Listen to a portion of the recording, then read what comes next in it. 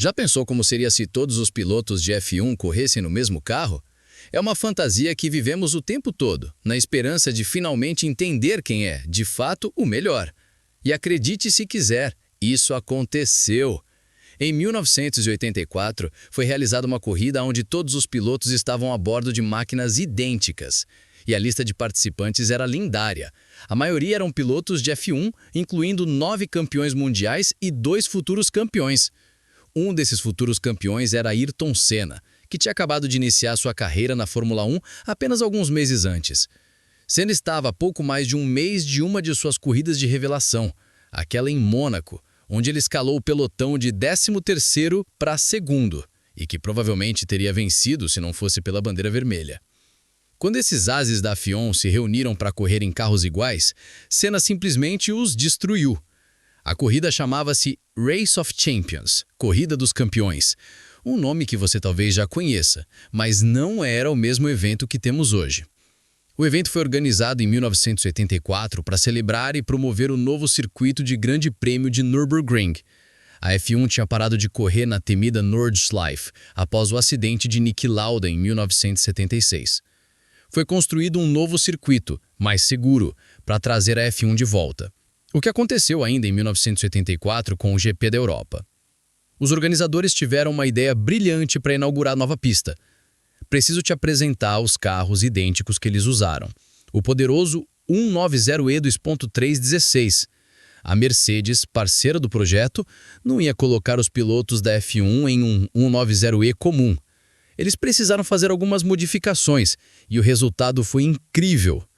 Para a segurança, os 190E foram equipados com gaiola de proteção e cintos de segurança de corrida. Mas eles também fizeram alterações para deixar esses carros de rua mais de corrida. Suspensão rebaixada, chassi mais baixo, relação de marchas mais curta, sistema de escape substituído, mais barulhento e pronto para a pista. Os carros usavam pneus de corrida Pirelli, mas fora isso, não havia outras peças de performance. E como todos os carros eram idênticos, metade foi pintada de prata e metade nesse tom de azul preto, além de terem os nomes dos pilotos adicionados. A curiosidade é que o carro de Niki Lauda foi o único mantido em condição de corrida e foi vendido em 2023 por 308 mil francos suíços, cerca de 2.100.000 atualmente. O mais surpreendente de tudo foi a lista de pilotos. Convencer pilotos de F1, que são competitivos por natureza, a correr em carros iguais, onde a habilidade pura estaria em plena exibição, foi um feito e tanto. A Mercedes começou a convidar todos os campeões de F1 vivos na época. Era para ser um grid com 14 campeões, de Fangio a Rosberg. Isso teria sido incrível, mas nem todos puderam comparecer. Andretti e Fittipaldi na Indy 500, Stewart e Piquet com problemas contratuais e Fangio aos 72 anos por motivos de saúde. Ainda assim, 9 campeões mundiais na mesma corrida é algo espetacular.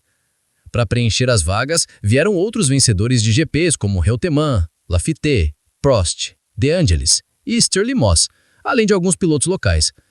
Faltava uma vaga para completar 20 carros e os organizadores procuravam o nome certo quando Emerson Fittipaldi recomendou um jovem brasileiro com apenas 4 corridas na F1, Ayrton Senna. Senna tinha 24 anos e só havia terminado 2 das 4 primeiras corridas da temporada de 1984. Agora ele enfrentaria 9 campeões mundiais e vários vencedores de corrida. Senna viu isso como a oportunidade perfeita para provar seu valor. O grid foi definido por uma sessão de classificação curta, que não foi tão apertada quanto se esperava. O top 10 foi separado por 1,6 segundos. Prost fez a pole, Reutemann foi o segundo e Senna se classificou em terceiro. Lauda, que não participou dos treinos por compromissos de TV, largou em 14º. A cobertura de TV perdeu as 2 primeiras voltas, mas a história é que Senna já havia subido de terceiro para primeiro na volta 3. Dizem que houve uma manobra muito agressiva de Senna sobre Prost que pode ter sido o início da famosa rivalidade. Senna encarou a corrida como faria com qualquer outra.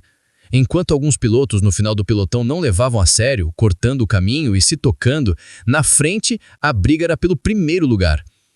Lauda fez um trabalho magistral, subindo de 14º para segundo, mas ninguém queria vencer mais do que Senna.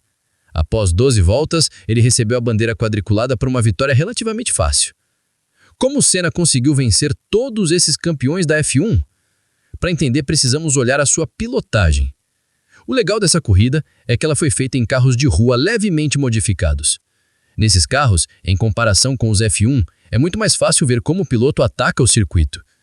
Carros com suspensão mais macia, como o 190E, revelam qualquer erro sutil de técnica. Virar o volante muito forte ou bregar demais comprime a mola macia, mudando drasticamente o equilíbrio do carro. O primeiro ponto que chama a atenção na filmagem é o quão suave Senna era ao guiar. Em uma seção complexa, Senna primeiro liberta o carro para inclinar para a esquerda, depois ele abre o volante e ao mesmo tempo mistura a frenagem. A maneira como ele faz tudo isso é progressiva e incrivelmente precisa. Depois, ele solta o freio progressivamente enquanto vira para a direita. Todas essas ações, virar, frear, virar de novo, são combinadas perfeitamente. Quando um piloto consegue combinar todas as ações de forma harmoniosa, significa que ele está usando 100% da aderência do pneu. Ele está pilotando no limite máximo de forma otimizada, e isso permite ser mais rápido na saída da curva. Muitos outros pilotos permitiam que seus carros fossem além do limite. Você vê outros carros deslizando demais, rodando em excesso. O carro fica muito de lado, custando tempo. Eles vão além do limite de aderência do pneu e depois voltam, não utilizando a aderência tão bem quanto o Senna. A suavidade não é só sobre o volante.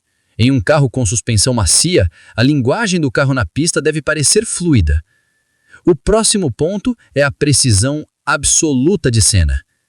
O carro deslize sem esforço para a parte externa da pista, sem usar a zebra. O segundo colocado acerta a zebra e tem um pequeno desequilíbrio. O terceiro tem um grande momento de sobreviragem, perdendo velocidade na reta seguinte. Senna atinge perfeitamente a volta da curva. Lauda erra por alguns centímetros. O restante do grid erra por muito. Assista ao vídeo quantas vezes quiser. Senna é preciso em todos os pontos. Ele usa toda a pista, mas nunca demais, e mantém o Mercedes-Benz fluindo e perfeitamente equilibrado em todas as voltas. Essa precisão absoluta se manifestaria meses depois. No GP de Dallas de 1984, num circuito de rua, Senna acertou o muro. Ele disse ao seu engenheiro que o muro tinha se movido. Quando foram inspecionar, descobriram que alguém tinha batido no bloco que girou alguns milímetros. Senna estava pilotando com tanta precisão que, volta após volta, estava passando por 2 ou 3 milímetros. Quando ele se moveu, Senna o atingiu. Senna tinha a capacidade de se adaptar rapidamente a carros e condições diferentes. O Mercedes-Benz era muito diferente dos carros de F1 daquela época, exigindo outro estilo de frenagem, linhas de corrida e uma sensação diferente para ser rápido. Essa corrida foi um teste de pura habilidade. Todos estavam em carros idênticos e o campo de jogo era nivelado em termos de experiência prévia com o carro. A diferença estava em quão rápido você conseguia extrair o máximo do carro. E Senna fez isso só pelo feeling, numa época anterior à análise de telemetria. Enquanto muitos outros cometiam erros, Senna parecia não cometer nenhum. A sua técnica, suavidade e precisão o prepararam para cometer menos erros. O carro era mais previsível para ele, pois ele tinha os fundamentos da pilotagem aperfeiçoados. Esta foi uma verdadeira aula de Senna e o que ajudou a colocá-lo no radar das grandes equipes de F1.